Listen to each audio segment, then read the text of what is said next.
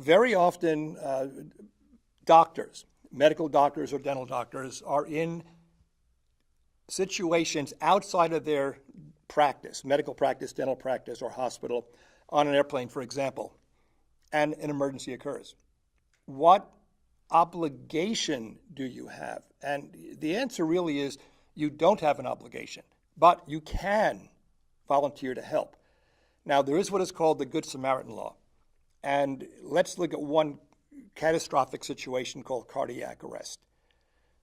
If you, as a stranger to the victim, render help, you are not held liable for anything that happens unless your treatment makes that person's condition worse. In a cardiac arrest situation, you cannot make the condition of a dead person worse than it is right now. So you're covered by Good Samaritan laws. In another scenario, for example, walking down the street, you encounter an unconscious person on the ground. And what you would do if you wanted to, again, there's no legal obligation that you have to do anything, but I think most of us will want to do something, and we're trained in basic life support.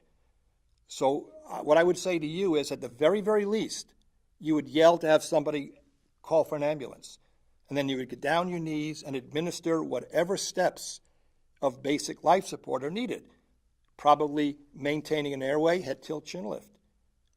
Hopefully the victim is breathing spontaneously. If they're not, ventilate. Okay, but we should be carrying around some kind of a barrier device in that situation and checking the pulse. If there's no pulse, we do CPR. But again, in that situation with an unconscious patient, the Good Samaritan Act would be covering your actions.